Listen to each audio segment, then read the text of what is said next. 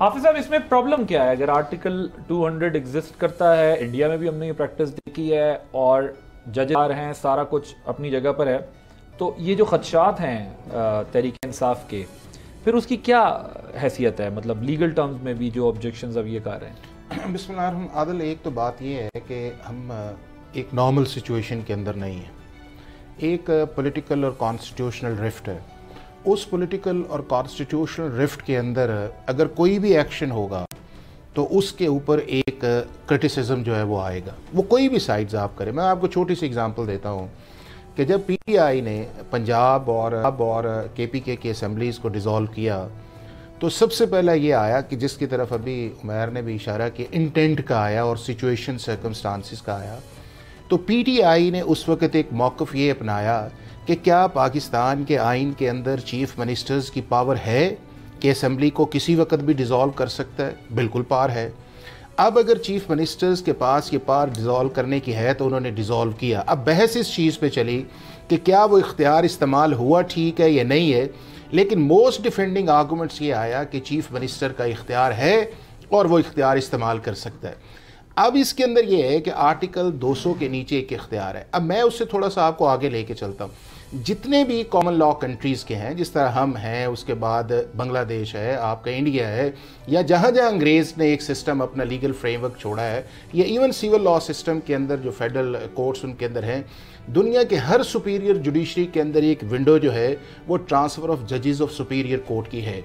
India کے اندر article 222 ہے، اور وہاں کے اوپر جو پریزیڈنٹ آف پاکستان ہے، جو لینگویج ہے کانسٹیٹیوشن کی، وہ یہ ہے کہ پریزیڈنٹ آف انڈیا جو ہے وہ چیف جسٹس کے ساتھ مل کے کسی بھی جج کو ایک جگہ سے دوسری جگہ ٹرانسفر کر سکتا ہے۔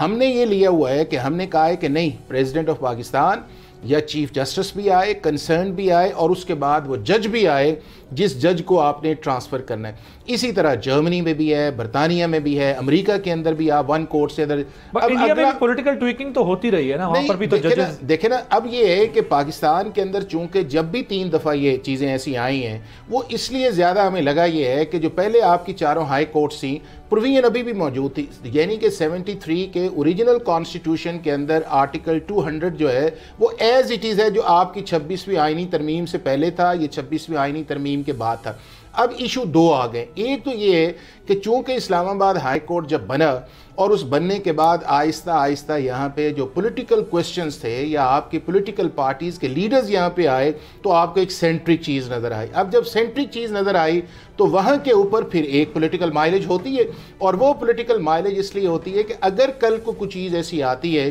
تو اس کی آگے سے پیش بدی کر لی، اور سب سٹیٹمنٹ سن لیں نا، آپ ان کی سن لیں، آپ پی ایم ایل این کی سن لیں، آپ جتنی بھی پارٹیز ہیں، وہ ایک ٹارگٹ ہمارا جوڈیشری رہی ہے۔ اس کے اندر جوڈیشری کا اپنا رول بھی ہے، ان کی اپنی اپوائنٹمنٹس بھی ہیں، ان کی انڈیپینڈنس آف مائنڈ کا ایک ایشو بھی ہے، ان کے کانٹراڈکٹری فیصلے بھی ہیں۔ اب اس کے اندر جب ساری چیز آئے گی، یہ مانا جائے گا کہ آرٹیکل 200 کا ایک پروسیس ہے، ٹائمنگ پہ بات آئے گی، اور ٹائمنگ جو ہے وہ کانسٹیٹیوشن پاور کو ایکسرسائز کرنے کے اندر استعمال نہیں ہوتی۔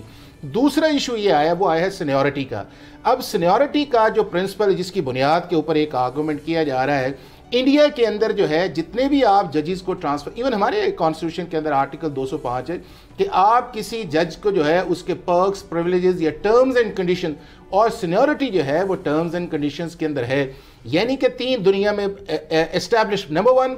ججز ایک کورٹ سے دوسری کورٹ جا سکتے ہیں۔ نمبر 2، یہ فریش اپوائنٹمنٹ نہیں ہوتی۔ نمبر 3، اوتھ سیکنڈ کی ضرورت نہیں ہوتی، ایک ہی دفعہ آپ کو اوتھ لینا پڑتا ہے۔ نمبر 4، جس جگہ آپ جائیں گے تو آپ کی انڈیا کے اندر، وہ جو ججز نے خط لکھا ہے کہ آپ اوتھ ایک اور ہائی کورٹ کا لیتے ہیں اور جا کر دوسری ہائی کورٹ کے اندر بیٹھ جاتے ہیں، تو یہ جو ان کا آبجیکشن ہے، یا پھر یہ جو ججز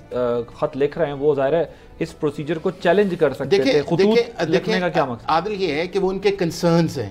دیکھیں وہ ان کے کنسرنز ہیں، اور جب آپ نے کنسرنز کر کے کوئی چیز بنانی ہے تو اس وقت جو ہے وہ آپ کا جو ہے وہ آپ آرگومنٹس بیٹ کریں گے۔ اب انڈیا کے اندر ہم سے زیادہ ہائی کورٹس ہے، وہاں کے اوپر جو ہائی کورٹ کی سینیورٹی ہے وہ ججز کی آل آف انڈیا کے طور پہ آتی ہے، یعنی کہ اگر آپ نے ایک سے دوسری جگہ جانا ہے تو یہ نہیں کہہ سکتے کہ میں دوسری کورٹ کے اندر جاؤں گا تو مجھے اوتھ بھی لینا پڑے گا اور میری سینیورٹی جو ہے وہ ڈسٹرب بھی آئے گی، اور یہ نہ امریکہ میں بھی نہیں ہوتا۔ تو میرا صرف اتنا ایک چیز پہ پھر چلے، میرا صرف اس کے اندر ایک چیز ہے، پاور ہے، پرنسپل سیٹلڈ ہیں، ہماری تو شاید یہ معاملہ جو ہے جس طرح جا رہا ہے کہ آج ججز نے ایک ریپرزنٹیشن بھی کر دی ہے اور اس کے بعد ہو سکتا ہے کہ پاکستان کی سپریم کورٹ کے اندر یہ معاملہ جائے، لیکن انڈیا کے اندر آلریڈی 4 اسی طرح کے ایڈنٹیکل کیسز جو ہے وہ آ چکے ہیں، جو ہم آج ڈیبیٹ کر رہے ہیں یہاں پہ بیٹھ کے، ٹرانسفر ہونی چاہیے نہیں ہونی چاہیے، پریروگیٹو ہے یا نہیں ہے، ٹرمز کنڈیشن سینیورٹی، یا اس کے بعد یہ ہے کہ آپ نے اگر لے کے جانا ہے تو اس کی پلیسمنٹ کس طرح آئے گی. تو یہ دنیا بھر کے اندر ایک سیٹلڈ پرنسپل لا ہے. سبسکرائب کریں اور بیل دبائیں تاکہ کوئی خبر رہ نہ جائے.